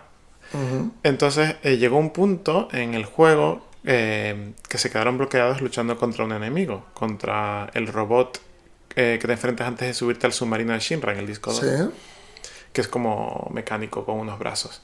Y se quedaron ahí varios días en los que intentaban luchar contra el robot y no lo conseguían. ¿Qué pasa? Que yo había aprendido ya a jugar. Ajá. Entonces me fui a casa de un amigo de mi primo que también lo estaba jugando por su cuenta y ahí le dije, oye, déjame Juego. intentarlo. Lo intenté, me lo pasé yo y claro, luego le dije a mi primo, mira que me he pasado el monstruo que no te pasa. Me dejó jugar y a partir de ahí ya compartíamos un poco más y me dejaba algún ratito. Y digamos que yo me flipo el juego, vamos, estaba enganchadísimo. Pero también pues supuso como esa aceptación social, ¿no? Del grupito de ese entonces de niños. Ujú. Entonces también como que me tenía esa parte emocional. Yo llegué a mi casa luego, después de las vacaciones, y lo primero que hice fue comprarme Quiero el Final juego. Fantasy VII para ordenador, porque la PlayStation no me la iban a comprar. Y porque recientemente, ese mismo año, me habían regalado la Nintendo 64, Ya. entonces no estaba el Es que Final en esos Fantasy tiempos VII. había que elegir Claro, qué consola querías. Y también creo que por eso tú también eres mucho más de Zelda que yo, claro. porque yo al final A no me ver, he criado con las Nintendo, me he criado con Sony y con las ese PlayStation. mismo año salió el Zelda, creo, ese verano o el siguiente, no me acuerdo muy bien, el Ocarina of Time. Pero que yo tenía un enganche al Final Fantasy VII increíble, entonces me lo compré para ordenador, lo jugué y me flipó. El 7 y el 8 salieron para ordenador, el 8 Ujú. también. Entonces ese es mi vínculo que para mí me introdujo como en el mundo de los videojuegos. Fue el primer juego cuya historia conectó conmigo desde el principio y que terminé. Entonces, bueno, tenía esa vivencia. Sí, yo hay algo que es curioso en general de los Final Fantasy, que para mí siempre han sido como los juegos que he jugado completos. Hay muchos otros juegos que he empezado pero que no he terminado. Pero el Final Fantasy, todos. Todos los he terminado. Es algo como de enganche, de saber, intentar saber cómo termina. También porque hay algunos como que le dan mucha vuelta y pasan cosas y yo creo que es como súper interesante. Yo no todos, que esto ya lo comentamos el otro día, pero bueno, es verdad que muchos. Con los que conecto los he terminado. Por mencionar algunas curiosidades y relacionarlo con por qué este juego fue tan importante, ¿no? Fue un juego que sirvió para lanzar la PlayStation. Un juego que tuvo una campaña de marketing brutal. Por hacernos una idea, el juego costó 50 millones de dólares en desarrollo, que era un precio muy, muy elevado para la época. Ujú. Y se invirtió en marketing el doble de lo que costó hacer el juego, 100 millones de dólares a nivel mundial. Que esto, calculando la inflación desde ese entonces hasta ahora, serían unos 250 millones de dólares en marketing solamente. Había anuncios de televisión, había en revistas. Claro, esto hace que se dé a conocer. Era un producto muy diferente en ese momento y yo creo que esto también lo posiciona en nuestra memoria colectiva, ¿no? Como un juego que marcó, porque no, estábamos por la publicidad, por las revistas, por todo, estábamos como muy impactados Ujú. de ese juego. Eh, Sí, además yo creo que es el juego marca de la casa, por así decirlo, em, es la gallina de los huevos de oro. porque es el que más spin-offs Sí, y juegos que hayan salido y no solo juegos que tiene. sí. Es decir, es que tiene una barbaridad. No sé si por aquí tenemos algunos apuntados. Yo me acuerdo de Sí, jugar sobre todo al Crisis Core, que estaba basado en Zack. sí, salió para la PSP y que se reeditó hace poco como un remaster en Sí, HD para las consolas Xbox. sí, para Nintendo también, porque lo he tenido en Nintendo también. Sí, en la Switch también está. Es un juego bastante chulo, a mí me gustó mucho, porque a Sí, nivel pero luego se vuelve muy repetitivo el las sistema de misiones. batalla y Sí, las misiones secundarias son un sí. bodrio. Yo creo que aquí todo lo que es el tema de que técnicamente no podían elaborarlo más. La misión es: entro en una mini mazmorra, voy de un punto A a un punto B, me enfrento a enemigos por el camino, que de hecho había un truquito de ir por el borde y no te enfrentabas a ellos, Correcto. que era la única manera de superar las 500 misiones que había. Sí. Y además, para conseguir ciertas magias o ciertos equipamientos tenías que hacerlas. Entonces Eran opcionales, pero... Pero sí. no tan opcionales. Sí, bastante repetitivo. Sí, yo he hecho una lista de spin-offs en orden cronológico con respecto al Final Fantasy VII original. Aunque no vayamos a entrar en la historia, es un universo que se ha ampliado mucho, tanto por delante como por detrás. En ese listado, el que primero se posiciona es el Final Fantasy VII The First Soldier, que es un Battle Royale que se lanzó para móviles y son 30 años antes del juego original. Aquí vemos a Sephiroth y a otros personajes que no han estado en ningún otro juego en sus inicios, cuando era joven, adolescente, y empieza a formarse militarmente y vas haciendo misiones. Aquí también se desarrolla un poco la guerra de Wutai, y por qué Wutai es un territorio oprimido, porque fue el único que presentó resistencia a la conquista de Shinra, ¿no? del mundo, y aquí se enfrentan a Wutai. También luego está mucho más cercano a la historia del juego el Final Fantasy VII Before Crisis, que es un juego para móviles que yo no lo jugué nunca. Tenía unas ilustraciones muy chulas y que ocurre 6 años antes de la historia. Ocurre entre el que comentábamos de Crisis Core, que es 7 años antes, y la historia principal. Se centra sobre todo en la organización de los turcos. El que estaba comentando de Crisis Core, el 7, enfocado en Zack, su relación con Sephiroth. Ahí también ves la relación de Zack con el que fue su mentor, Angel se llamaba, Sí. que es el que le da y le regala la espada mortal, y ahí ves la historia de la espada mortal, que luego acaba cogiendo Cloud. Eso es. El juego termina con la muerte de Zack. Un tema polémico y que ya hablaremos. Yo creo que haremos un especial más adelante, a lo mejor en 2027 se cumplen 30 años, podríamos hacer un especial hablando de el remake Rebirth, y yo creo que ese año, pronostico, saldrá la tercera parte del remake, porque al cumplirse... ¿Tan tarde? Sí, porque es cuando se cumplen los 30 años de la salida del original. Yo creo que es como Ya, pero y a los japoneses les encanta este tipo de cosas. Del 9 que me lo saquen antes, por favor. Quiero un especial de Bibi. Del 9 será en el 29, ¿no? ¿Fue en el 99 cuando salió? Creo que sí. Sí. 2 años después. Sí.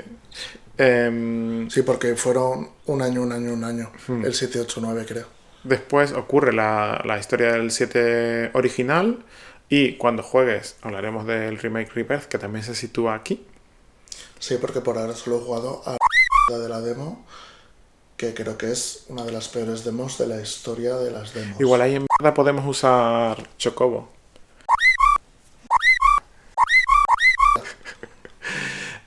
Luego ocurre la historia de una novela que yo me he leído, que es cortita, pero que está muy guay porque continúa con la historia de los personajes después de salvar el mundo en el juego, que es On the Way to a Smile, y ocurre entre la historia de Advent Children, la película, y el juego original. Hay un capítulo muy chulo en el que sigues a Red 13 y está narrado como desde la perspectiva de un ser que olfatea, en plan, ves los olores, no ves los olores, sino que te describen los olores, sí, sus sensaciones, va por la zona salvaje. Está bastante chulo, bastante peculiar. Luego ocurre Advent Children, que es una película que se sitúa 2 años después del Final Fantasy VII original. ¿Qué es la segunda película de Final Fantasy? La segunda, pero la primera del universo Final Fantasy VII. Sí. Y luego ocurriría lo que pasa en el Final Fantasy VII Dirge of Cerberus Lost Episode, que se centra en Vincent Valentine. Es un shooter, nunca lo he jugado tampoco porque salió para Play 2, pero nunca lo tuve. Creo que ha envejecido bastante mal, sí, el tema de las mecánicas. Hay una parte muy interesante de este juego, que es algo que también sale en la expansión Integrate del Final Fantasy VII Remake. Y hay una organización secreta que está en Midgar. Y sin entrar en spoilers, aquí se desarrolla la historia de esa organización secreta. Cuando lo juegues, comentamos, porque en el Integrate también sale esta organización. Y está guay, está bastante guay. Y también relaciona un poco los personajes que salen en el Advent Children, estos del cabello blanco, que son como también una especie de Sí. experimentos. También vas a encontrar esa relación entre ellos y el remake, la expansión del remake. No sé si nos hemos dejado alguna cosilla por mencionar del juego. Yo creo que hay cosas míticas, ¿no? Como el tema de la traducción, Sí. que La traducción horrible, caótica. horrenda. En ese entonces las traducciones se hacían en papel, es decir, a las personas que traducían les llegaba un libraco y tenían que traducir un texto. Y lo que ocurría es que no se traducía del japonés al español, al castellano, sino que se traducía al inglés y de luego del inglés al castellano. ¿Qué pasa? Que esto hace que haya unas cosas horrendas. Y que luego además tengamos traducciones como El Soldado del Tecno, uno de los enemigos que te encuentras al final de la etapa de Midgar, del disco 1. Bueno, cositas que pasan. El Sí, Ayeboy. y había magias que te describían una cosa y luego hacían otra. Sí, sí, sí. Y yo creo que la música es bestial. Para mí, yo sigo escuchando la banda sonora de Final Fantasy VII. Yo creo que mínimo 1 o 2 veces a la semana. Ese es mi nivel de friquismo con este juego. Y no sé, si os ha gustado este tipo de episodios, nos alegramos porque Porque se vienen. se vienen 2 o 3 más de este estilo, yo creo. Sí, 3. 3. Y si nos ha gustado y no conocías el juego, Pues hasta dentro de un mes, que será cuando dejemos de publicar de este tipo. exacto. Los próximos, yo creo que podemos decir el próximo, ¿no? Si este era el episodio 7. Bueno, si decimos el próximo, los siguientes creo que van a ser bastante obvios. Sí, al final, pues eso, que como parte de nuestra cultura friki, pues que los juegos que más nos han marcado siempre pues han sido esta saga y queríamos hacer coincidir pues los Final Fantasy. Sobre todo a nivel nostálgico, no tanto pues ya los más actuales, pero sí a los que jugamos en adolescencia Sí.